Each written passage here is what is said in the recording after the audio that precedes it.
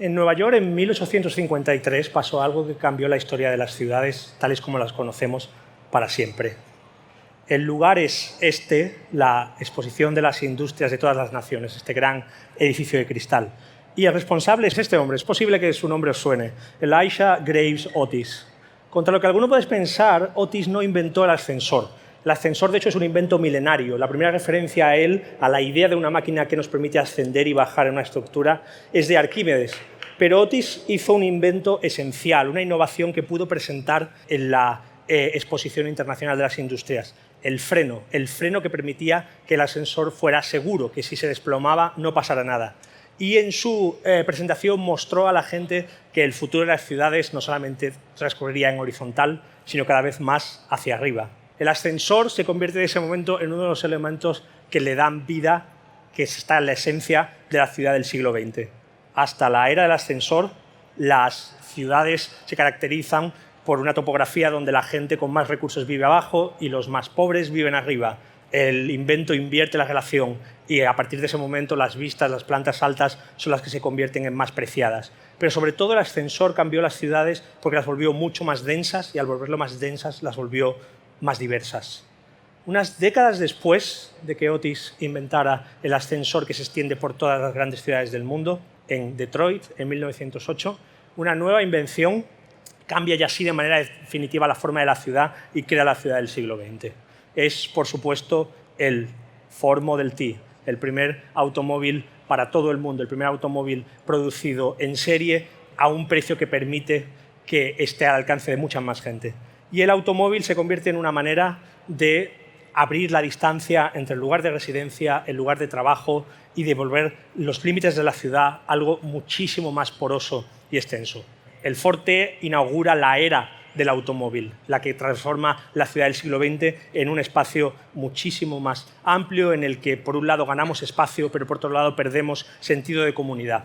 Y, por supuesto, también inaugura otra era, la era del atasco, la era que pone a la ciudad al servicio del automóvil, la era que hace que el automóvil sea más importante que el ciudadano, que captura mucho espacio público y que contamina su aire. Una era definida de alguna manera por la esclavitud hacia el automóvil como el centro de la ciudad. Estamos en 2017, llevamos 17 años del siglo XXI y probablemente es pronto para saber qué tecnologías cambiarán la ciudad del siglo XXI de la misma manera en que el automóvil y el ascensor cambiaron y crearon la ciudad del siglo XX.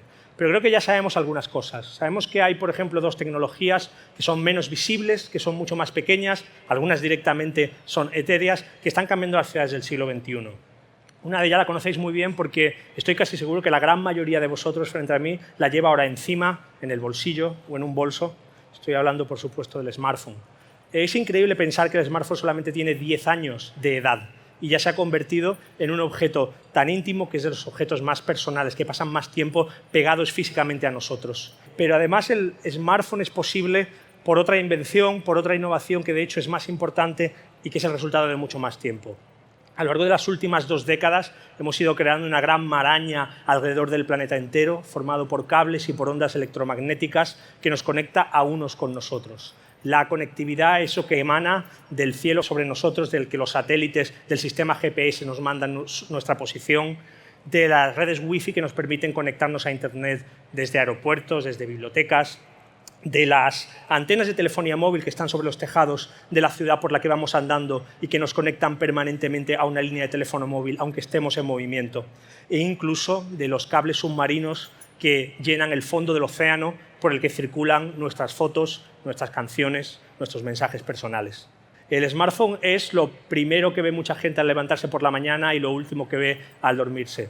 Es, en muchos casos, también una tecnología que altera nuestro sentido de la realidad y que nos dota también de nuevos sentidos.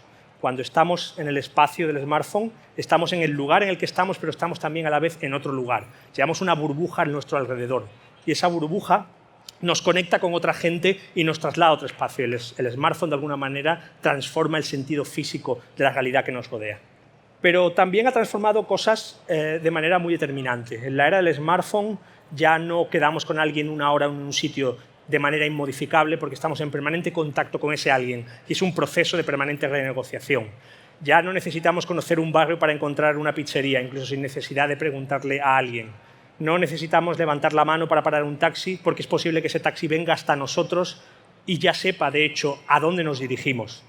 El smartphone, además, definitivamente pone en nuestro bolsillo un mapa del mundo entero, un mapa con tal grado de detalle que si lo imprimiéramos ocuparía 45 kilómetros de un extremo a otro. Y por primera vez en la historia de la cartografía, por primera vez en los miles de años de historia de los mapas, en ese mapa aparecemos nosotros, somos la bola azul parpadeante. Pero, por supuesto, también no solo nos conecta, sino que nos desconecta y a veces nos aísla, nos hace estar en un espacio rodeado de gente y a la vez desvincularnos de ellos.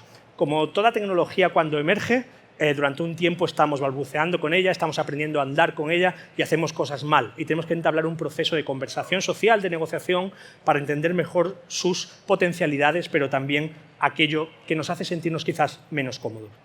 Para la ciudad, sin embargo, para la ciudad como una realidad, el impacto más fuerte de estas dos tecnologías, del smartphone y la conectividad, tiene que ver con la capacidad que tiene para ayudarnos a coordinarnos y colectivamente hacer cosas, incluso con gente que no conocemos, a una escala que era impensable. Es emocionante hablar de esto a escasos metros de uno de los lugares esenciales para la ciudad del siglo XXI. 40 personas al final de una manifestación en la Puerta del Sol se reúnen, ponen un tuit en una cuenta de Twitter y 2 días después esas 40 personas son 10.000 personas. Y esas 10.000 personas están compartiendo algo y generan y crean una comunidad que a la vez le une con gente de la ciudad y de todo el mundo. Esto es una foto del verano de 2011. Son personas en la Gran Vía a las 2 de la mañana que han decidido cortar la calle y convertirla en un espacio para una asamblea.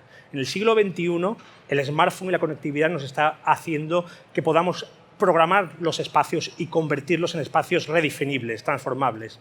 Así, cada vez más nos encontramos con cafés que no son cafés. En la era de la economía digital, mucha gente trabaja en un café porque las separaciones entre su vida personal y su vida profesional, entre ocio y trabajo, son cada vez más porosas. Un coche puede transformarse en un taxi a ratos, en aquellos momentos en que su conductor lo quiere, sin necesidad de estar pintado de colores y llevar una luz encima. O una casa puede convertirse en días concretos en un hotel.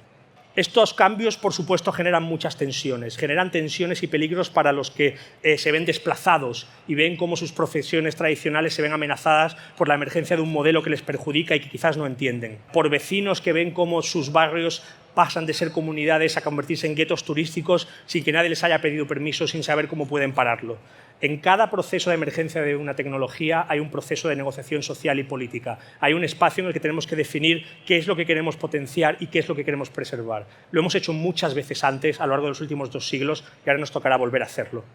Pero eso no va a cambiar la noción esencial de conectividad como una vía hacia reprogramar la ciudad, hasta esa ciudad mutante. Cada vez más las ciudades están reprogramando sus espacios. Nuevas tecnologías que se acercarán a nosotros en los próximos años, también como consecuencia de la conectividad, reinventarán por completo esta ciudad hacia una ciudad en que recuperaremos espacios que habíamos perdido. Esos son coches autónomos, los coches que son capaces de conducirse a ellos mismos y que permitirán que no necesitemos coches que están el 90% del tiempo parados, porque estos coches podrán estar en movimiento todo el tiempo. Por lo tanto, podremos recuperar espacios que habíamos perdido y convertir, como pasa cada vez más en ciudades, espacios que esos habían sido arrebatados en nuevos espacios públicos. Esto es Times Square en Nueva York, la plaza más icónica de la ciudad, de la que ya están desapareciendo los coches y se está convirtiendo en un espacio de nuevo para todos los ciudadanos.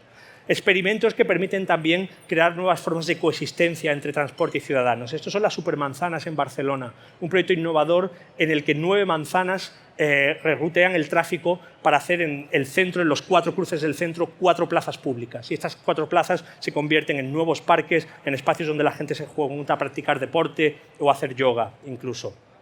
La ciudad programable, de alguna manera, es la ciudad consecuencia de decidir de qué manera queremos usar las potencialidades del smartphone y la conectividad para recuperar espacios que habíamos perdidos. Y la podemos programar de muchas maneras. La podemos programar en el tiempo, por ejemplo. Esto es Ravintoonpaila, es una fiesta que se celebra en Helsinki todos los años. Durante un día al año, cualquiera puede montar un restaurante. Ese día, cualquier persona, y solo durante esas 24 horas, puede montar un restaurante en las calles de Helsinki.